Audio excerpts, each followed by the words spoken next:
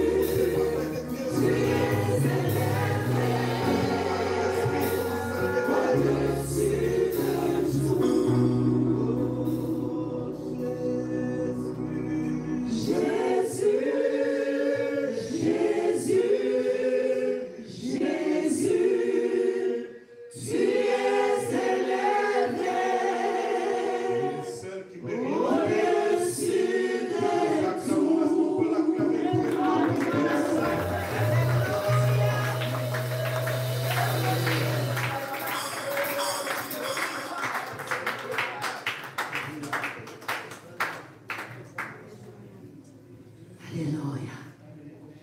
Nos mains levées, nous continuons à t'élever. Nos cœurs sont pour toi. Alléluia. Alléluia. Nous continuons à élever ce Dieu.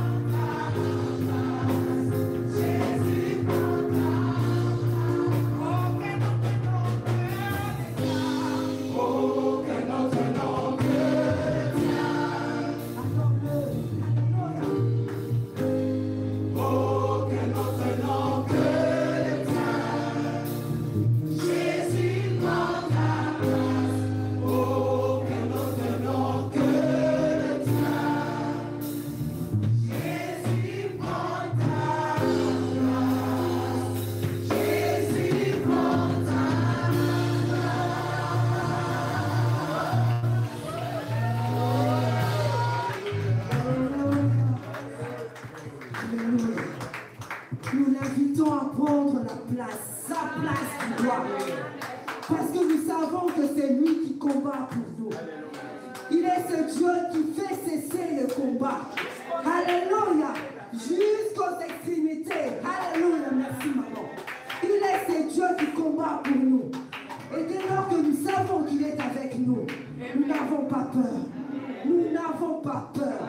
Il a cette détermination. Alléluia. Parce que nous savons que c'est lui qui a la décision sur l'issue de nos combats. Alléluia. Amen, amen. Souvenons-nous encore, on va continuer à louer ces dieux. Mais de cette parole qui nous a été donnée au 1er janvier 2021.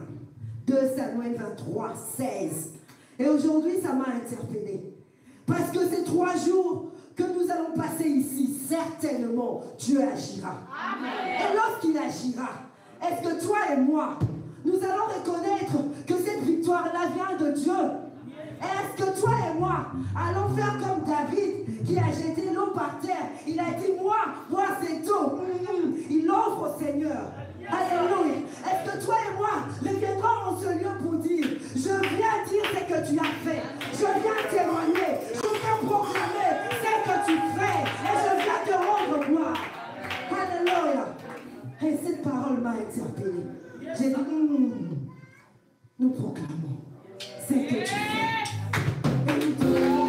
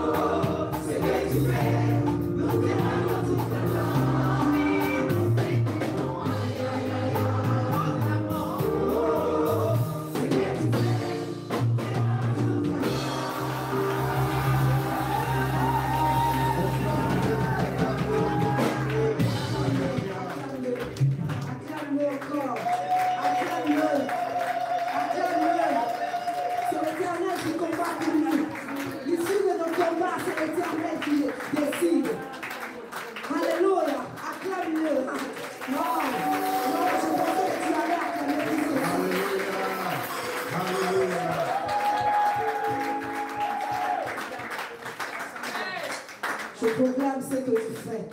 Nous proclamons ce que tu fais, oh Yahweh. Parce que nous savons reconnaître que c'est toi qui opères en nous toutes choses. Alléluia. Père, ce soir, nous nous disposons encore. Nous sommes là dans l'assemblée des saints. Oh Père, oins-nous, Seigneur. Nous sommes disposés. Oins-nous afin que nous fassions cette percée. Telle est ta promesse, Seigneur. Telle est ta volonté. Oins-nous par ta parole, oh Dieu. Alléluia. Alléluia. Acclamons-nous le Seigneur.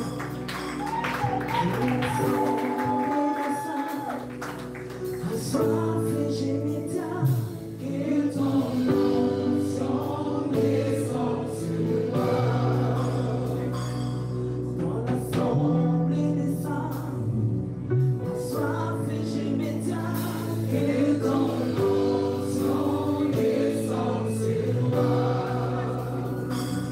Conscient que mon destin est dans les creux de ta main, que ton nom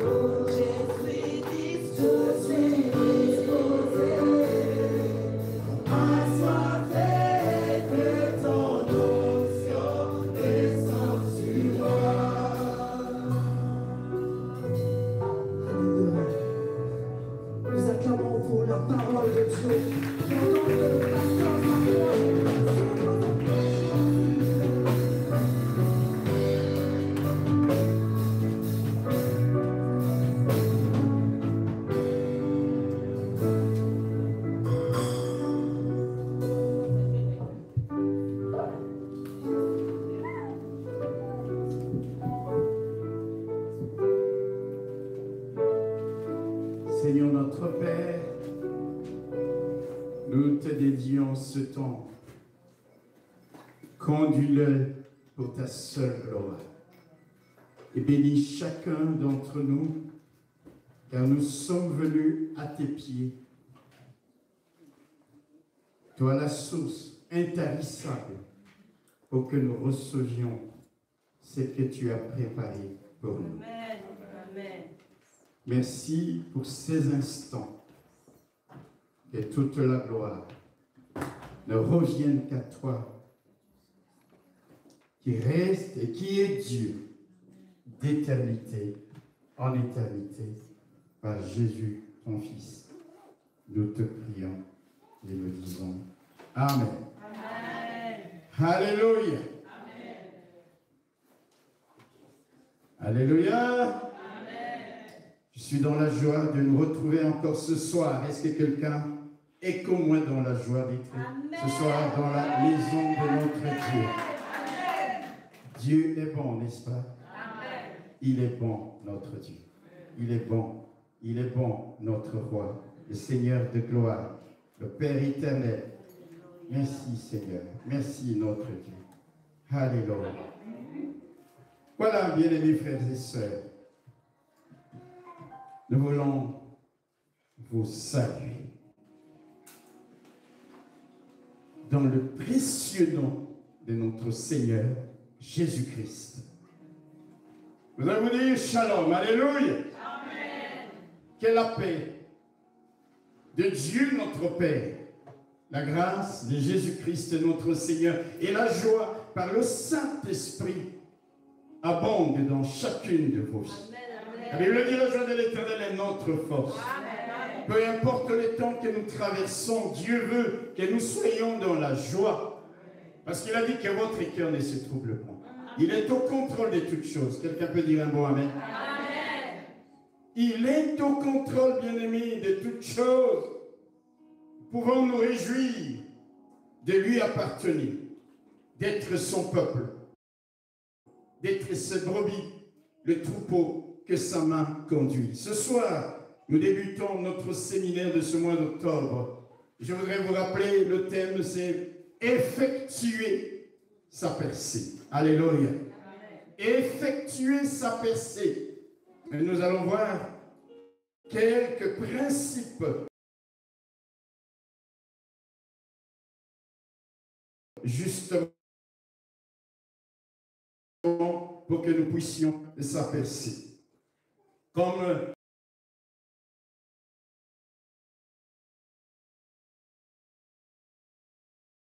notre deux temps dans la prière, selon les enseignements que nous allons au fur et à mesure de ces 3 jours partager, et nous prierons en fonction de cela. Alléluia. Mais avant d'aller au cœur de notre sujet, je voudrais d'abord dire 2 choses.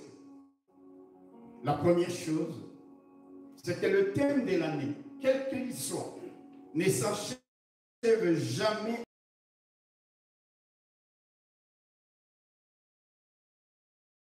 avec. Et c'est passé pour lui. Le thème ne s'achève jamais avec l'année. Le thème est juste une indication que Dieu nous donne dans notre marche avec lui. Ce qui fait que lorsque chaque fois, même les années sont passées, que l'Esprit de Dieu vous rappelle le thème d'il y a 2 ans, d'il y a 3 ans, d'il y a 5 ans, c'est que l'Esprit veut vous conduire à vivre ce thème. Passez alors du temps à prier pour ce thème. Amen. Passez du temps. Ce sont des indications. Alors ne dites pas, je n'ai pas vu ce thème, je n'ai pas vu la réalisation de ce thème. La réalisation, ce n'est pas limité dans le temps. Le Seigneur est le maître des temps. Alléluia. Amen. Mais quand nous prions pour chacun des thèmes, nous l'avons présent dans notre esprit, dans notre cœur. Le Seigneur finit toujours par réaliser ce qu'il nous a dit. Amen. La deuxième chose que je voudrais dire, bien mes frères et sœurs, c'est que nous ne devons pas être comme ces gens-là qui pensent qu'une fois le thème est donné, ils n'ont rien à faire. Ils n'ont même pas levé les petits doigts ou fait quoi que ce soit. Parce que pour eux, lorsque Dieu parle, la chose doit arriver. Alors, ils ne prient pas, ne font rien par rapport au thème qui est donné. Ils viennent le premier, dans la nuit du 31 au 1er, juste pour avoir le thème et rentrer chez eux et dire, voici le thème. Il se réalisera. Non, ce n'est pas ainsi que les choses marchent. Alléluia. Écoutez-moi bien, que ça soit une promesse de Dieu que vous avez reçue, une prophétie, une révélation divine, il y a toujours quelque chose à faire de la part de l'homme. Il y a toujours quelque chose. Ne saisis pas la parole et dis c'est fini. Dieu fera tout le reste. La Bible dit que nous sommes ouvriers avec Dieu. Dieu parle, mais l'homme, c'est-à-dire toi et moi, nous avons une part dans l'accomplissement des desseins de Dieu dans nos vies. Ne soyons pas ces hommes qui croisent les bras. C'est fini, j'ai entendu le thème. C'est comme ça que bien souvent, ils sont déçus quand la chose n'arrive pas. Et ils pensent que c'est parce que Dieu n'est pas fidèle. Notre Dieu est fidèle. Alléluia. Dieu parle.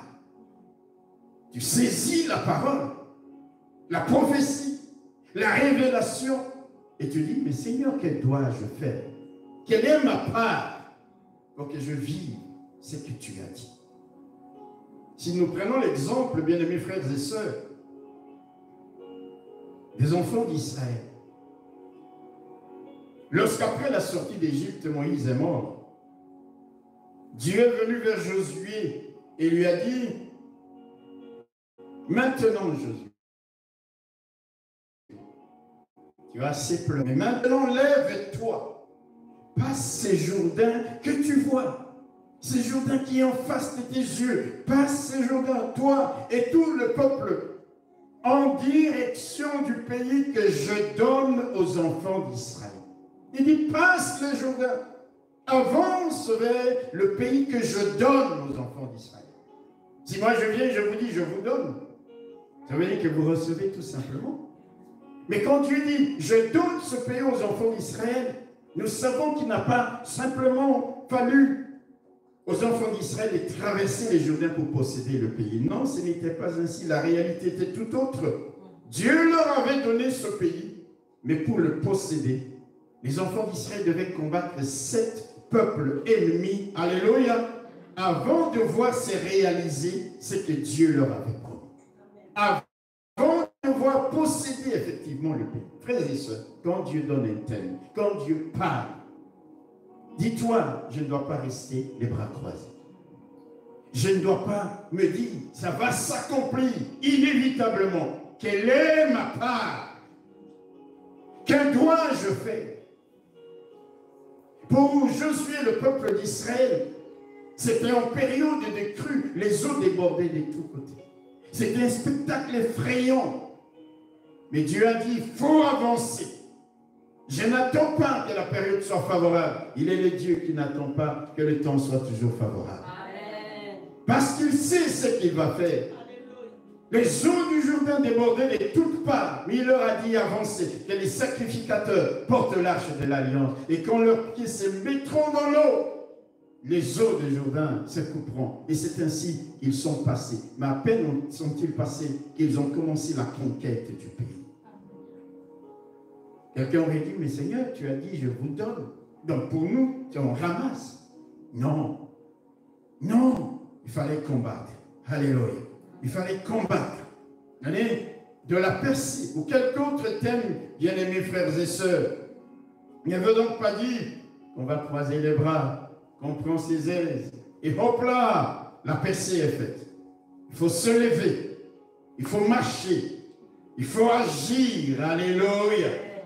D'ailleurs, lorsqu'on parle de percée, cela sous-entend qu'il y a en face de nous des obstacles. Cela sous-entend qu'il y a en face de nous des oppositions, des barrages, des forces hostiles. Et effectuer une percée consistera donc à passer au travers de ces barrières, au travers de ces barrages, au travers de ces forces hostiles, de vents et de vagues contraires. Ça veut dire que si nous restons les bras croisés, nous ne passerons jamais ces frontières et ces barrières que l'ennemi dresse au-devant de nous. Notre sœur a donné les exemples que nous avons vus au début de cette année dans les livres de Daniel et dans 1 Samuel au chapitre 23. Dans les livres de Daniel au chapitre 10, vous pouvez lire ça à la maison. La Bible dit, écoutez-moi bien, qu'une parole annonçant une grande calamité, un grand désastre, fut révélée à Daniel. Dieu lui a donné cette révélation. Il ne comprenait certainement pas très bien quand et tout ce qu'il fallait. Alors Dieu a dépêché un ange messager pour lui faire connaître ce qui devait arriver à son peuple dans la suite des temps. Là, Dieu est aussi. Il envoie. Daniel avait déjà reçu la révélation. L'ange va venir maintenant expliquer donné un certain nombre de détails à Daniel. Et quand nous lisons la Bible, nous savons que notre Dieu est au ciel. Il est souverainement élevé. Alléluia. Mais après, le quartier général du Dieu créateur, nous sommes au niveau du deuxième ciel, qui est le royaume des ténèbres. Le quartier général de puissance des ténèbres. Certaines personnes pensent que c'est sous la terre. Non, c'est la deuxième ciel. Et quand l'ange venait avec le message vers Daniel, la Bible dit, le roi des Perses, qui est ici l'image même de Satan, le roi des Perses lui a résisté, lui a dit, tu ne vas pas passer,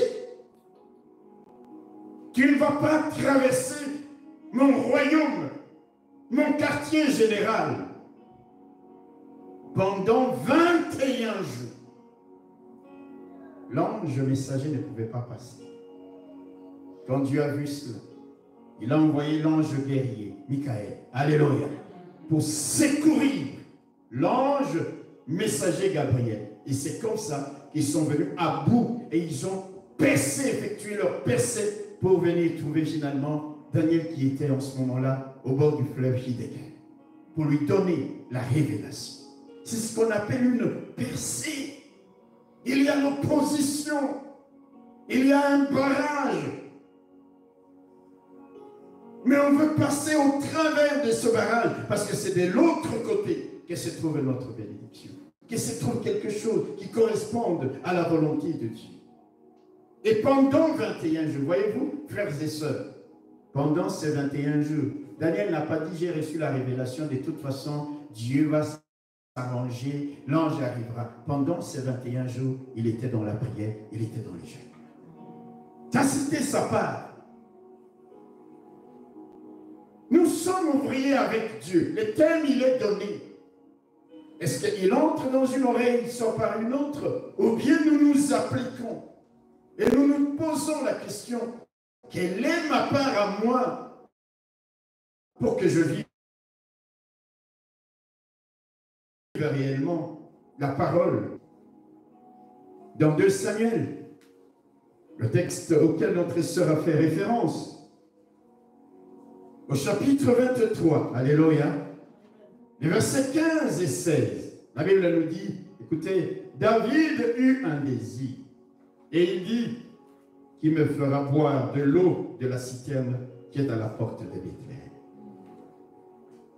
Alors, les 3 vaillants hommes passèrent au travers du camp des Philistins. Regardez bien l'image. David est dans la salle. La citerne est dans la ville de Bethléem, mais ici au milieu, il y a des lignes ennemies, il y a les Philistins. C'est-à-dire, vous ne pouvez pas passer pour puiser de l'eau. Et la Bible nous dit,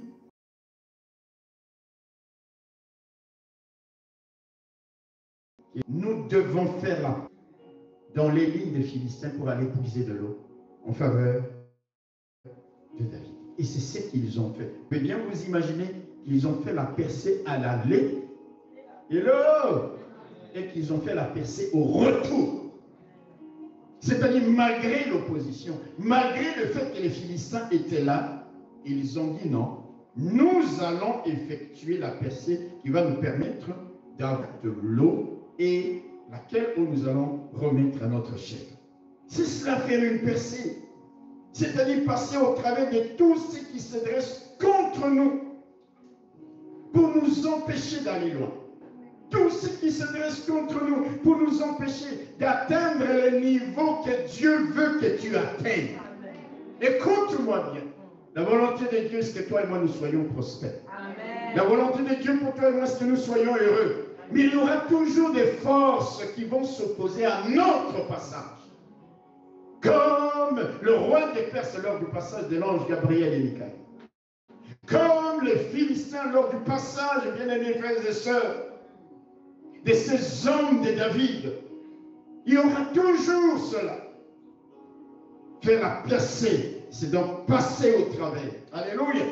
Et tout ce qui se dresse contre toi pour t'empêcher d'entrer dans ton héritage. Est-ce que tu sais que tu as un héritage? Quelqu'un peut dire amen. Amen. Nous avons un héritage. Dieu ne nous a pas appelés à lui pour nous laisser sans héritage. Et il nous a appelés à lui, avec un plan précis. Chacun de nous ici, bien-aimés frères et sœurs, a un héritage, a des bénédictions, a des choses merveilleuses à recevoir de la part de Dieu. Mais voyez-vous, l'ennemi se dressera au-devant de toi et de moi.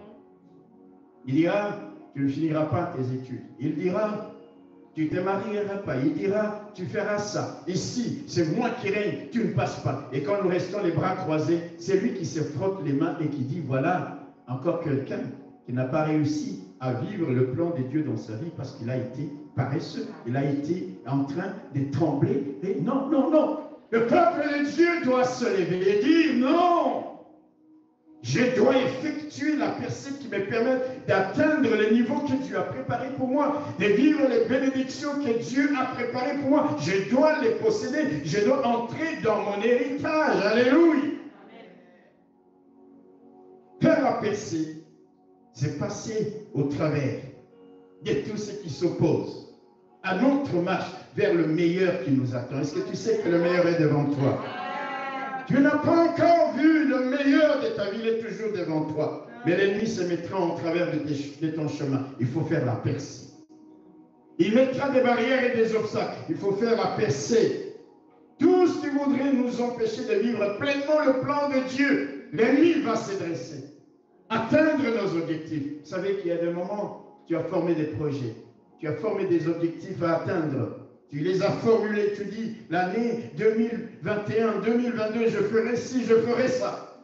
Mais l'ennemi se lève et il dit, à moins que tu m'épasses, à moins que tu fasses la percée. Et quand nous sommes les bras ballants, bien-aimés frères et sœurs, c'est là que nous échouons. Un jour, tu arriveras au ciel et Dieu te dit, regarde, tout ce qui aurait pu être ton héritage sur terre, pendant que tu pleurais, pendant que tu avais l'impression que je ne t'ai pas béni, regarde tout ce qui était à toi, mais tu n'as pas réussi de moment à percer, à briser les barrières et les obstacles érigés par l'ennemi au-devant de toi. Il t'a découragé. À un moment donné, tu as sombré dans la distraction. Et voilà, frères et sœurs, je ne voudrais pas être au ciel et regretter de n'avoir pas vécu pleinement le plan de Dieu pour ma vie. C'est pour cela que je veux être un homme de prière, une femme de prière, quelqu'un qui sait se lever et qui dit, je dois faire la percée, je dois effectuer cette percée pour émerger, sortir la tête de l'eau, rien à faire. Vous savez, quand on parle des percées, moi dans ma tête et même dans l'histoire de la Bible, nous voyons qu'il y a tellement de barrières et d'obstacles qu'en fait, faire une percée devient véritablement un exploit. C'est un exploit.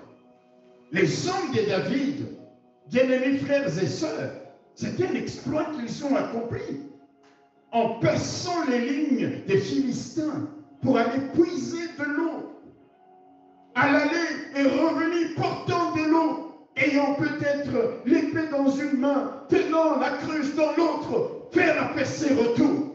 C'est un exploit. C'est un exploit. Est-ce que quelqu'un peut dire Amen? Amen. Il y a tellement d'obstacles. Mais toi, tu réussis là où tout semble perdu d'avance. C'est un exploit.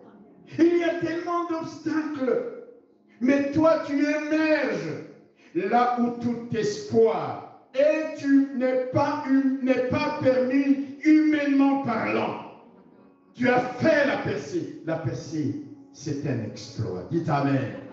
Dites Amen. Amen. Dites un bon Amen. Est-ce que je dois le répéter? Faire la percée, c'est vraiment accomplir un exploit. Mais j'aime la bonne nouvelle. Quand nous lisons la Bible, dans le psaume 60, le verset 12, psaume 60, verset 12, et le psaume 108, verset 13, la Bible dit, avec Dieu, nous ferons des exploits. Non, je n'ai pas entendu l'Église dire Amen. Vous savez, quand tu viens à un séminaire, ton cœur est ouvert. Avec Dieu, nous ferons des exploits. Il écrasera nos ennemis. Ça veut dire qu'avec Dieu, nous ferons des percées. sera plus au travers de nos moyens ou de notre propre force. La percée étant un exploit, la Bible dit, avec Dieu, nous ferons des exploits. Et on ajoute, il écrasera nos ennemis. Ce que j'aime dans ce verset, c'est le fait qu'on ne parle pas d'un exploit. On ne dit pas avec Dieu, nous ferons un exploit. On dit avec Dieu, nous ferons comment? Des exploits. Au pluriel, oui, mon frère et ma soeur.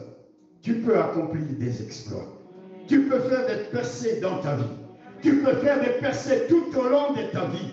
Tu peux t'attendre à en faire, pas simplement une ou deux, mais d'en faire, et d'en faire plusieurs dans ta vie, parce que la parole a été donnée avec Dieu. Nous ferons quoi? Un exploit? Non, nous ferons des exploits. Marche tout au long de ta vie en tant qu'enfant de Dieu en te disant, je suis né pour faire des exploits.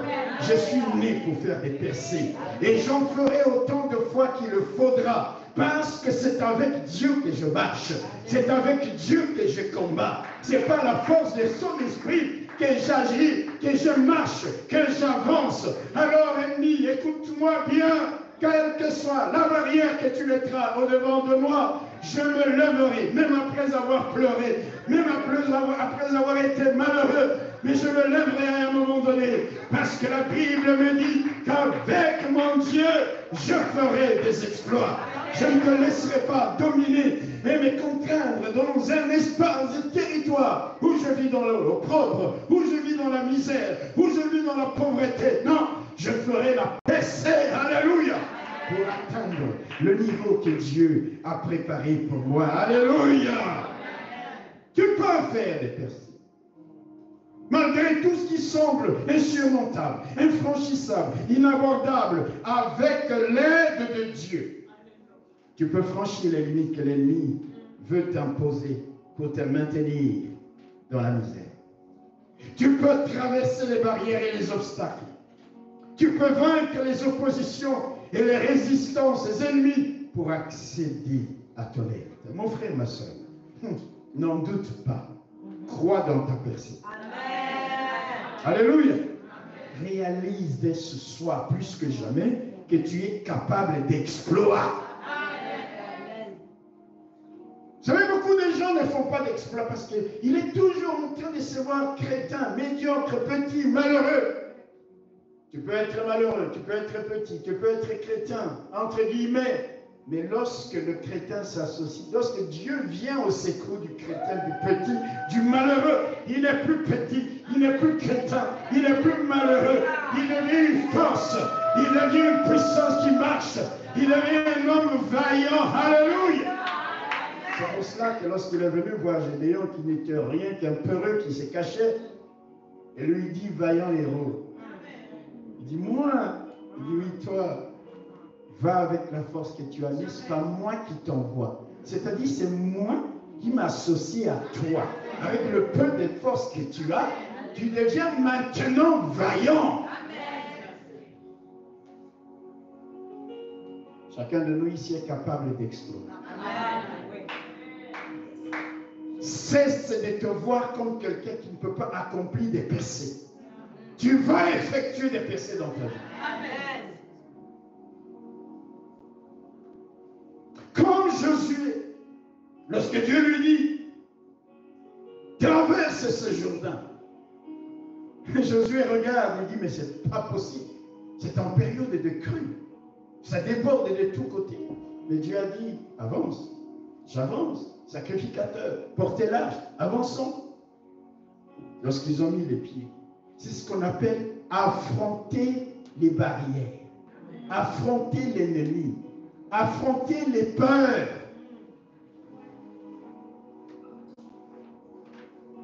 La peur se lèvera toujours devant toi comme un géant et te dit, elle t'intimide. Mais affronte-la et tu verras qu'elle va se dégonfler comme un ballon de baudruche. Les eaux de Jourdain débordent, mais avance et tu verras que les eaux vont te fuir et laisser un passage. Pourquoi? Parce que quand les eaux voient Dieu marcher avec toi, alléluia, les eaux disent son excellence.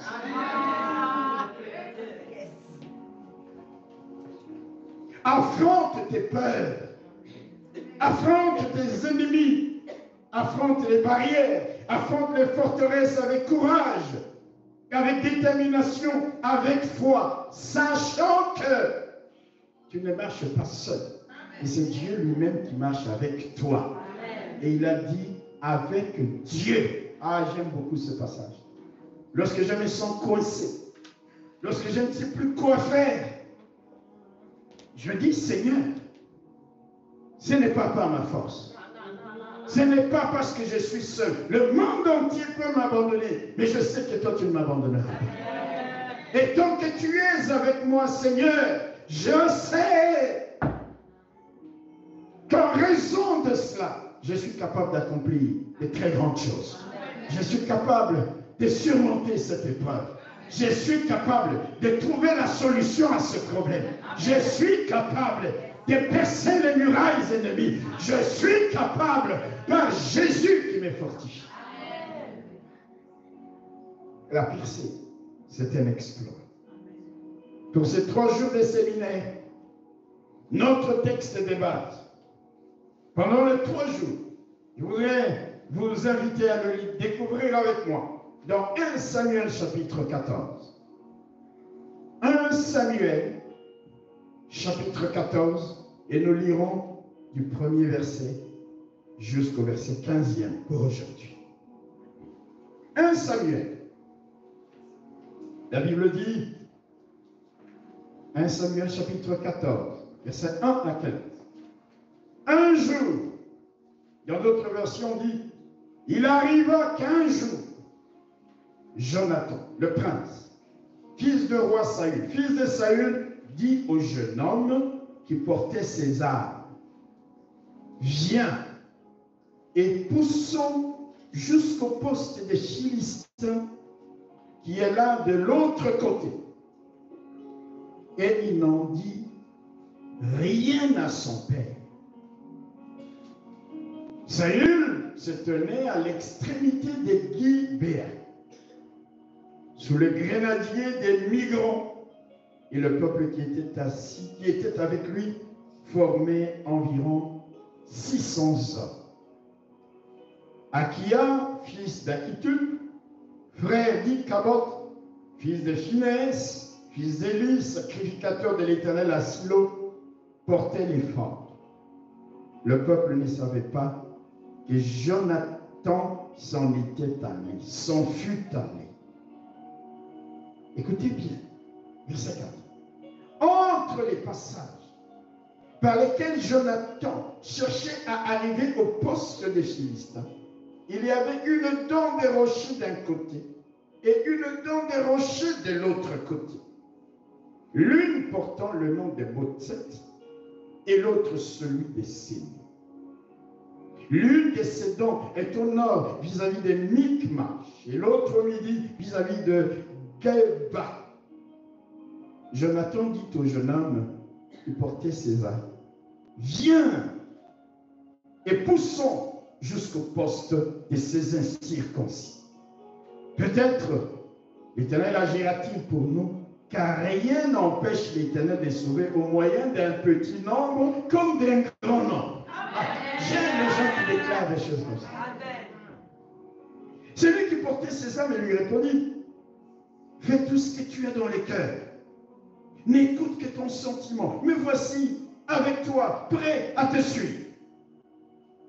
Eh bien, dit Jonathan, allons à ces gens et montrons-nous à eux.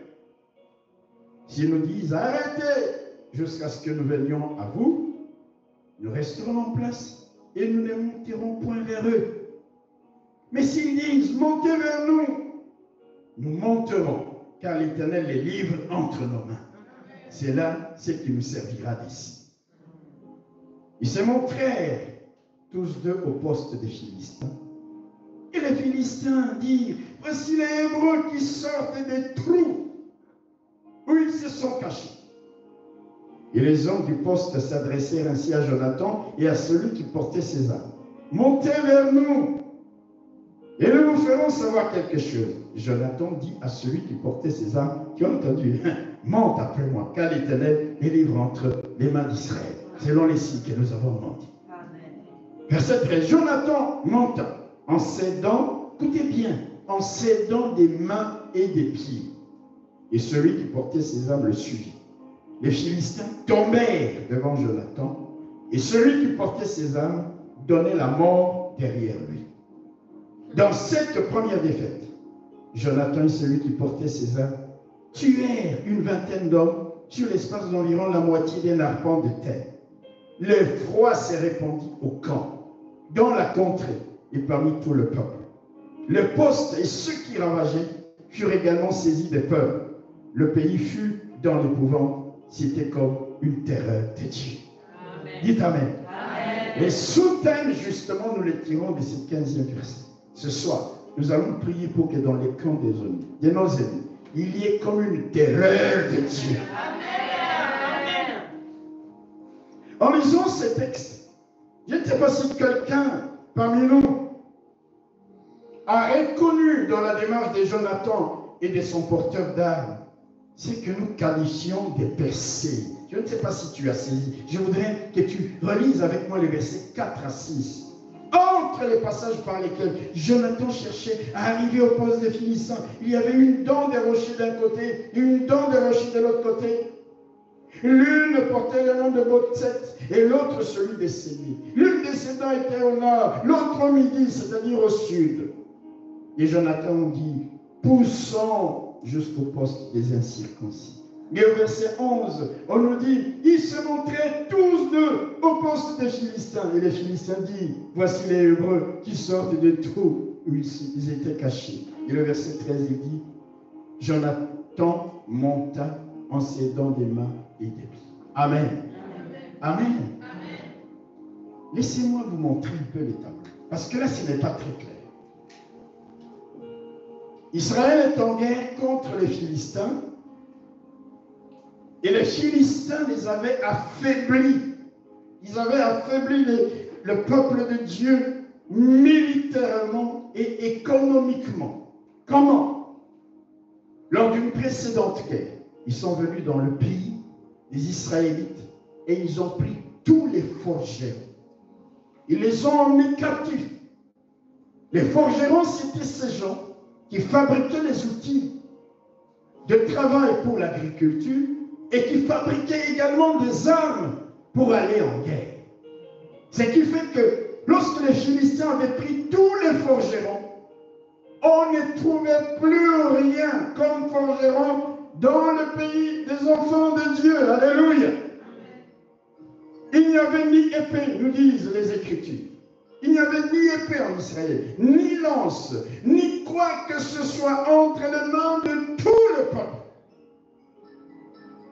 Les seules personnes qui disposaient encore de quelques armes, c'était le roi Saül et son fils le prince Jonathan. Frères et sœurs, imaginez. Imaginez cela dans un pays. On ne trouve aucune arme de guerre. Quand le peu d'armes qu'ils avaient ou des moyens qu'ils avaient s'émoussaient, ils devaient même aller chez les Philistins supplier pour qu'on puisse aiguiser ça. C'est-à-dire, vous dépendez économiquement et militairement de vos ennemis. Et la Bible nous dit qu'à cause du fait qu'il n'y avait plus rien, parmi les enfants d'Israël, les Philistins ne se privaient pas de faire des incursions. Ils venaient quand ils voulaient, ils pouvaient ravager, ils pouvaient extorquer, ils faisaient des incursions. Et même ils ont dit, nous allons établir des garnisons, des postes stratégiques pour observer les enfants d'Israël. Vous allez dire à quelqu'un, n'arrive pas dans la situation où l'ennemi te ravit toutes les armes. Parce qu'il fera des incursions dans ta vie, dans ta famille, dans ton église, sans que tu aies le moyen de te défendre.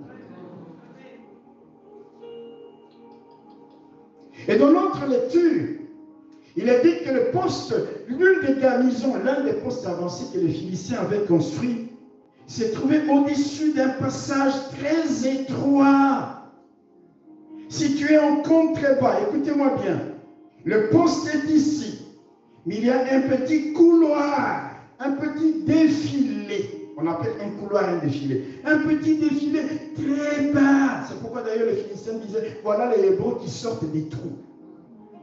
Quelqu'un me suit? Je vous dresse les tableaux. Et ils étaient ici. Mais là, il y avait un petit couloir très profond dans lequel Jonathan et son écuyer, c'est-à-dire son porteur d'armes, se trouvaient. Quelqu'un m'entend? Est-ce que quelqu'un m'entend?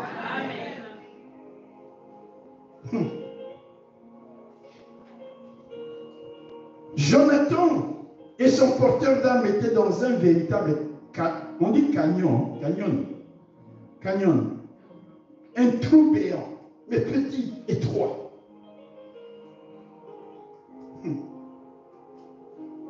Un jour, parce qu'il faut qu'il y ait un jour. Un jour, Jonathan décide d'attaquer cet avant-poste des Philistins situé en haut de la montagne. Pour le faire, vous vous doutez bien qu'ils étaient dans ce trou, il fallait escalader les pentes escarpées de ces couloirs. Est-ce que quelqu'un m'entend? Il fallait escalader. C'est pourquoi la Bible nous dit au verset 13, Josué, qu'est-ce que je dis? Jonathan s'est servi de ses pieds et de ses mains. Je crois qu'il y avait un pied contre, un côté, un pied contre. Il était là comme une araignée pour sortir des profondeurs. Et là, il n'y avait pas d'échelle. Il n'y avait pas de cordage. Il n'y avait rien. Le seul moyen pour eux, c'était de se servir de leurs mains, de leurs pieds pour sortir de ce couloir, de ce défilé étroit. Mais comme si cela ne suffisait pas, il fallait également franchir 2 dents des rochers.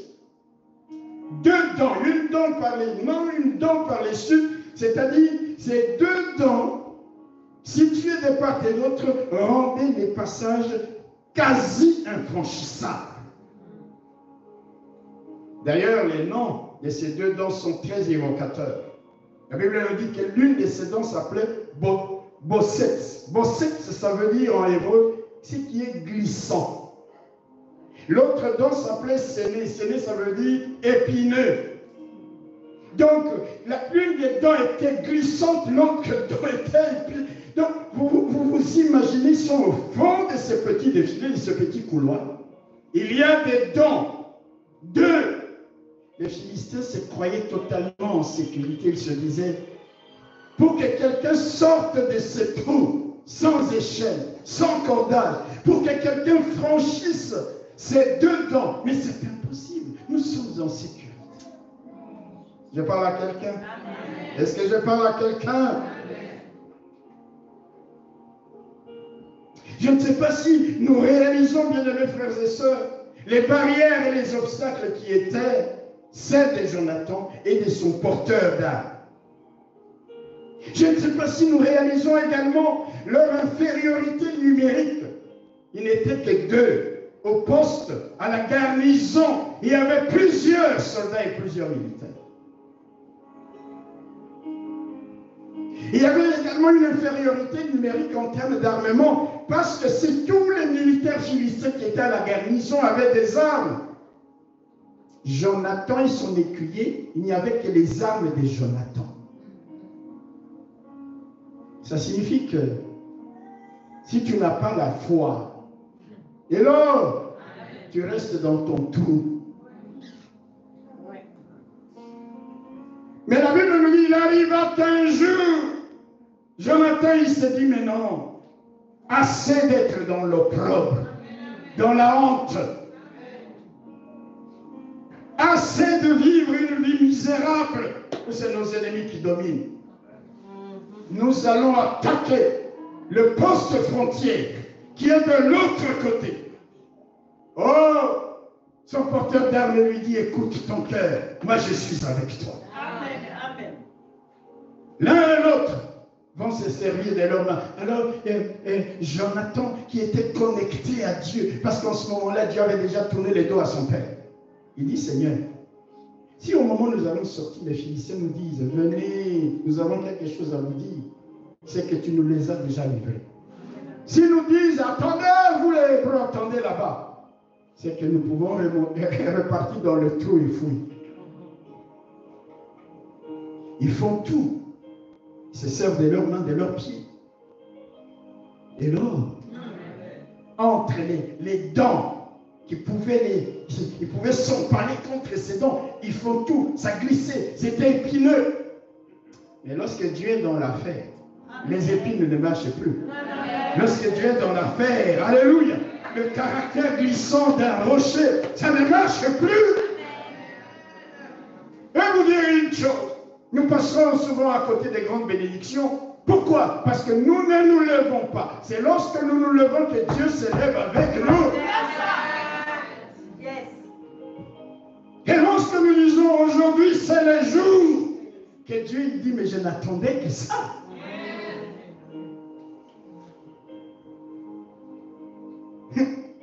Alors, malgré l'infériorité numérique, il n'était que 2.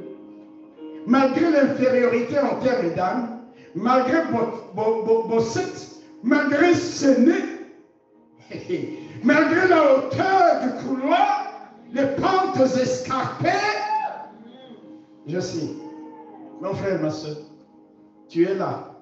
Lorsque tu ouvres les yeux, tu vois dans ta vie toutes sortes de barrières et d'obstacles. Au moment où je parle, il y a des bossettes, il y a des sénés au-devant de toi. Au moment où je parle, tu vois la multitude des ennemis au-devant de toi. Tu vois leur puissance et la puissance de leurs moyens. Et bien souvent, tu vas dans ton coin et tu pleures. Tu vas dans ton coin et tu es désespéré. Tu veux rester dans le trou. Tu veux rester dans la crevasse. Au moment où tu ouvres les yeux, tout ce qui se présente à toi est contre toi. Tu es désespéré, tu es abattu, tu es angoissé, tu es stressé, tu es paniqué, tu es découragé, tu es tendu, tu es déprimé, au point de vouloir rester là où tu es. Et en agissant ainsi, tu donnes l'avantage à l'ennemi. Je voudrais te dire, quoi qu'il y ait des obstacles, qu'il y ait des scellés, qu'il y ait des bossettes, qu'il y ait une supériorité en âme, supériorité en nombre, la Bible te dit que tu es plus que vainqueur. La Bible te dit qu'avec Dieu tu feras des exploits. La Bible te dit qu'avec Dieu tu feras des percées.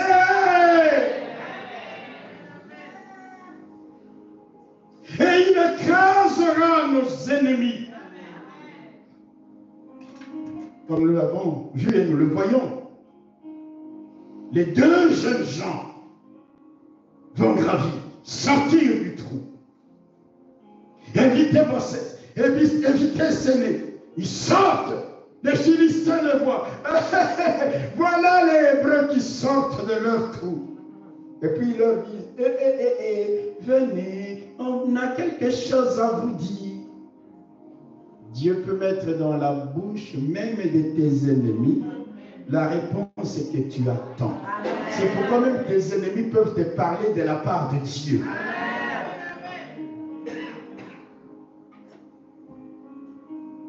Et Jonathan, il dit à son écuyer, je vous donnerai les noms de son écuyer les derniers jours. C'est une révélation. Alléluia. Allons-y. Dieu, est-ce que, frères et sœurs, vous ne voyez pas que Jonathan et son porteur d'âme ont fait une percée? Amen. Non, dites Amen. N'ont-ils pas fait une percée? N'ont-ils pas accompli un exploit? C'est pour cela que je voudrais que nous puissions voir dans quelles circonstances leur percée a été rendue possible. Parce que ça va nous inspirer, toi et moi. La Bible nous dit, quand nous revenons dans notre texte, un jour, dans notre version dit, il arriva 15 jours. Ces jours-là, Ce fut le jour de la décision contre une situation qui avait trop duré. Est-ce que quelqu'un ce soir peut dire, non, non, non, non, non, je veux me lever. C'est une situation qui a trop duré. Ce jour est un jour pour moi de me lever. Pendant longtemps, Jonathan, Saül, leurs armées étaient là. Mais un jour, un jour de courage et de détermination. Un jour pour dire assez, assez, assez, alléluia. Le jour où on se dit que les choses doivent changer. Et Jonathan, c'était un prince, c'est-à-dire quelqu'un qui était promu, entre guillemets, un jour à régner à la place de son père. Mais il dit non, même avec mon titre de prince, tant que je marche avec Dieu, Dieu est capable de nous donner la victoire. Il n'a pas tenu compte de son titre. Ah, moi je suis le fils des ministres, je vais laisser les fils des ouvriers aller combattre. Non. Il dit moi-même, avec mon porteur d'armes, c'est pas moi que le changement doit être initié. Il dit viens et poussons jusqu'au poste des Philistins qui est de l'autre côté. Frères et sœurs, comme je vous ai dit, souvent c'est lorsque nous nous levons, lorsque nous reprenons courage, lorsque nous décidons d'agir, que Dieu se met aussi en marche à nos côtés. Dis un bon amen. Dis un bon amen. Souvent c'est lorsque nous nous levons que Dieu aussi se range en bataille, en ordre de bataille, à nos côtés ou au devant de nous. C'est lorsque nous reprenons courage que Dieu s'élève pour agir en notre faveur. Vous vous rappelez de l'histoire des 4 lépreux qui étaient aux portes des Samarie. Nous sommes dans 2 Rois chapitre 7, le verset 3. En tant que lépreux, ils étaient exclus. Et ils étaient là, en dehors de la ville, à mourir de faim. Ils ont dit, nous entendons des chants et des danses là-bas de l'autre côté chez nos ennemis. Nous allons mourir de faim ici. Si nous restons ici, nous allons mourir. Allons, affrontons-les. Et la Bible nous dit qu'ils se sont levés. Dieu avait fait entendre un bruit des chars et d'une armée nombreuse dans les camps des Philistins. Ils ont pris la route, ils ont laissé tout. C'est quand nous nous levons. C'est quand nous nous levons que la machine de Dieu se met en mouvement. Alors je voudrais dire à quelqu'un ce soir, et à partir de ce soir, tu as assez pleuré, tu as laissé cette situation trop durer. Ne peux-tu pas prendre la décision, même en cette fin d'année, pour dire Seigneur, je me lève. Et parce que je me lève, fais entendre le bruit des chars, fais entendre dans les camps de mes ennemis le bruit d'une armée nombreuse. Comme nous l'avons lu dans 1 Samuel, dans notre texte des bases, il y a eu comme la terreur de Dieu chez les Philistins. Ce soir, ne veux-tu pas dire à Dieu, Seigneur, je redresse ma tête, je reprends courage, je décide de ne plus rester dans la peur, dans la crainte, dans les angoisses. Assez de rester au fond du trou, dans la honte et dans l'opprobre, Seigneur. Je marche contre les ennemis. Je marche contre les obstacles. Donc, Seigneur, je te prie, sème la panique, sème la terreur dans les camps de mes ennemis. Alléluia. Je prie qu'aujourd'hui soit comme ces jours-là. Un jour, le jour où tu crois dans ta percée. Même si, depuis le début de l'année, tu n'as pas cru dans ta percée. Que ce soit ce soir que tu t'élèves dans la foi pour dire, je crois dans ma percée. Je crois que l'exploit est possible. Je crois que rien n'est impossible. Je crois que même vos sectes, même CV, sont abordables. Ils sont franchissables. Je ne glisserai point et rien ne me piquera. Parce que c'est avec l'Éternel que je marche.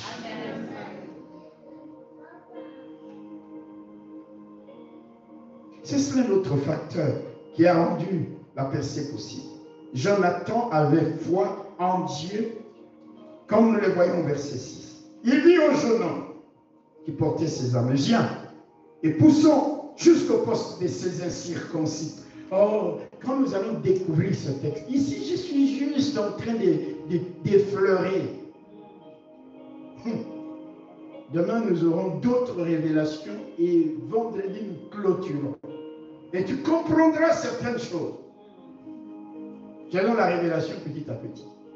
Il dit, poussons jusqu'au poste de ces incirconcis. Peut-être l'Éternel agira-t-il pour nous. Car rien n'empêche l'Éternel de sauver au moyen d'un petit nombre comme d'un grand nombre. Arrête de regarder à tes moyens de dire c'est dérisoire. Je n'arriverai jamais avec ça. Arrête, arrête, arrête. Mets-les entre les mains de Dieu. Amen. Alléluia. Jonathan, il dit, je ne veux même pas en parler à mon papa. Parce que si je parle à mon père, soit que mon père va m'en empêcher, soit qu'il va me donner des hommes. Mais ces hommes n'ont même pas d'armes. Ça va résoudre quel problème? Je veux compter sur Dieu seulement. Je n'en parle pas à mon père. Quelqu'un peut dire Amen. Quelqu'un peut dire Amen. Il ne voulait pas s'appuyer sur les hommes. Il ne voulait s'appuyer que sur Dieu. Comme il est écrit dans les psaumes 60. Oh Dieu, donne-nous du secours contre la détresse, car le secours de l'homme n'est que vanité. Les psaumes 60, versets 12 à 13. Oh Dieu, écoute comment David il prie. Dis oh Dieu, donne-nous du secours, que ça vienne de toi. Nous ne voulons pas nous appuyer sur les hommes, parce que le secours de l'homme n'est que vanité.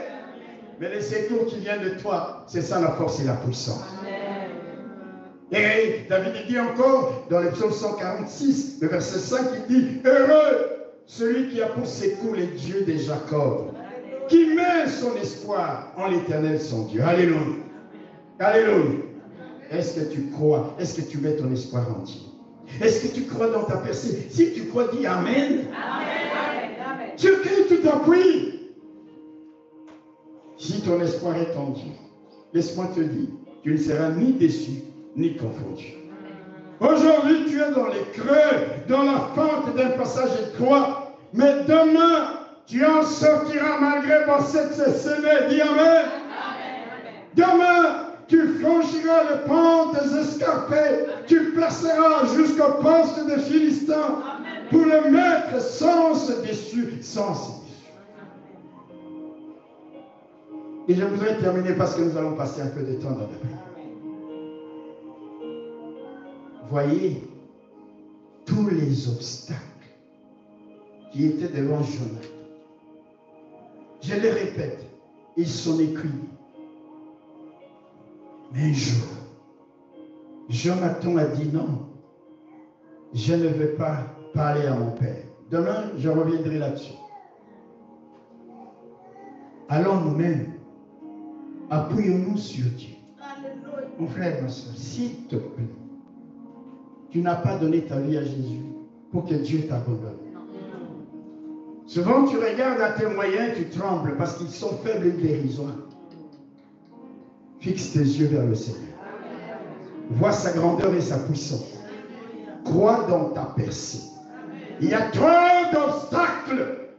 Mais Dieu a dit avec moi, tu vas faire quoi? Des exploits. Alors comme je dis, notre sous-thème de ce soir, c'est quoi? Terreur dans les camps des Philistins. Au verset 15, il est dit, l'effroi s'est répandu au camp. Quand ils ont vu Jonathan et son porteur d'armes surgir, et ils ont dit, venez, nous avons quelque chose à vous dire. Le mouvement de Jonathan et de son écuyer vers la garnison. En ce moment-là, il y a eu comme un tremblement. Dans d'autres versions, il y a eu un tremblement de terre. Il y a eu un tremblement de terre. Tous les soldats de la garnison étaient là, éperdus. Et la Bible nous dit, ils commencèrent à tomber devant Jonathan et son écuyer qui portait les armes de Jonathan donnait la mort. Tcha, tcha, tcha. Ils en ont tué une vingtaine. Tous les autres, ceux qui ont pu échapper, Ils ont fui vers l'intérieur du pays. Et là, ça a été des tonnerres. La confusion et la débandade. Est-ce que quelqu'un peut dire amen? Dieu était à l'heure. La percée avait été effectuée. Il a fallu 15 jours. Que quelqu'un se décide. Que quelqu'un se décide. La Bible nous dit, les foi s'est répandue au camp. Dans la contrée, c'est-à-dire dans la région, et parmi tout le peuple. Le poste, l'avant-poste, la garnison et ceux qui ravageaient, ceux-là qui faisaient des incursions parmi les Hébreux. Où est votre force maintenant? Quand ton Dieu est en marche, il n'y a plus personne pour lui résister. Il n'y a plus personne. Sois fier de connaître le véritable Dieu. Attache-toi à lui. Alléluia. La Bible dit que même ceux qui ravageaient furent saisis de peur. Le pays fut dans l'épouvante. Et c'était une terreur, la terreur de Dieu. Le tremblement de terre de Dieu. Si vous lisez dans d'autres versions, j'aime la version où on parle de tremblement, le pays entier. Il y a eu un tremblement de terre dans toute la région. D'ailleurs, le tremblement de terre est allé jusque chez les Hébreux. Il y avait aussi là-bas les 600 hommes, lisez la suite. Le roi il dit, mais faites le dénombrement. Voyez qui manque ici. On fait le dénombrement, on regarde, on dit, ton fils n'est pas là au roi. Et son porteur d'armes ne sont pas là. Ah, ça, je m'arrête là. Alléluia. Il y avait la terreur dans les camps des ennemis. Lorsque tu auras effectué la percée, parce que tu t'es décidé à te lever, Dieu sera en mouvement maintenant. Dieu va orchestrer des tremblements de terre. Dieu va orchestrer des bruits que tes ennemis n'ont jamais entendus auparavant. Dieu est capable en ce moment-là de produire des choses qui vont semer la confusion et la panique dans les camps de tes ennemis. Et ils vont commencer à tomber les uns les autres. Et les quelques armes que portaient l'écuyer ont servi à tuer une vingtaine qui ont dit non. Ici, comment vous êtes plus de 50 dans une garnison et à peine 2 personnes. Mais pourquoi il y a la victoire? Parce que c'est 2 personnes. Il y a quelqu'un qui est notre Dieu. Il est le Dieu qui peut donner la victoire. Avec un petit nombre, comme avec un grand nombre. Il est le Dieu qui sauve. Avec des moyens dérisoires ou des moyens sophistiqués. Parce que la victoire lui appartient. C'est à Dieu la victoire. C'est lui qui fait cesser tes combats. Il le fera cesser jusqu'aux extrémités de la terre. Alors, ce que je te demande, c'est simplement de te lever dans la foi et de dire, Seigneur, aujourd'hui c'est le jour. Assez. Je me lève, Seigneur. Il y a des bossesses, il y a des sénés. Il y a des morts, il y a des soldats en nulle supériorité numérique. Ils ont beaucoup d'armes. Mais ce soir, dès maintenant, je décide d'effectuer la percée. J'irai dans leur camp. Je vais les affronter. Mais je ne marche pas seul, Seigneur. Tu marches avec moi. Quelqu'un peut dire Amen? Quelqu'un peut dire Amen? Quelqu'un peut dire Amen? C'est pourquoi, bien-aimés frères et sœurs, je voudrais vous demander de vous lever. Je voudrais vous demander de vous lever. Vous savez, quand on vient séminaire comme ça, c'est comme si l'eau était agitée. Je sais que c'est dans la semaine, on est fatigué. Il y a des moments où tu oublies la fatigue. Et tu dis, ça c'est le moment. C'est le moment. Qu'est-ce que Jonathan a commencé par dire? Il a dit à son écuyer, poussons jusqu'au poste des Philistins. Amen. Amen. Amen. Alléluia. Il dit, rien n'empêche l'Éternel de nous sauver, de sauver au moyen d'un petit nombre comme d'un grand nombre. Il a déclaré des paroles. Je voudrais que ce soit, avant que nous ne puissions passer notre temps dans la prière, que tu te mettes à déclarer des paroles. Non, quelqu'un n'a pas dit Amen,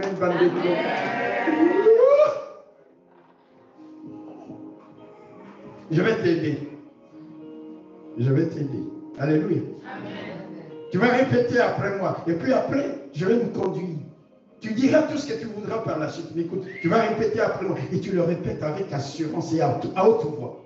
C'est comme si le royaume des ténèbres doit t'entendre. Il faut qu'il y ait cet écho dans le royaume des ténèbres, pour qu'il y ait la terreur de Dieu. Tu vas dire après moi, avec Dieu. Avec Dieu.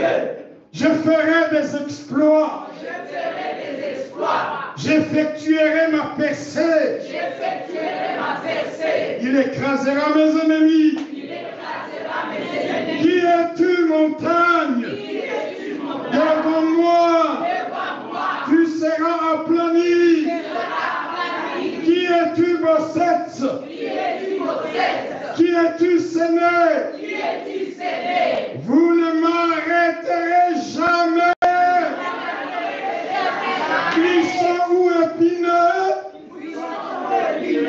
Glissant ou épineux. Glissant ou épineux. Je vous gravirai. Je ne resterai point au fond du trou. J'en sortirai. J'arriverai au sommet de la montagne. Je serai de l'autre côté, en face de mes ennemis, parce que je crois dans ma percée. Je renouvelle ma confiance en toi. Je renouvelle ma foi en toi. Je ne mourrai pas. Je vivrai. Et je verrai toutes les percées de ma vie. Je le déclare au nom de Jésus. Commence, continue à déclarer. Déclare des paroles. Continue à déclarer. Continue à proclamer des paroles de foi.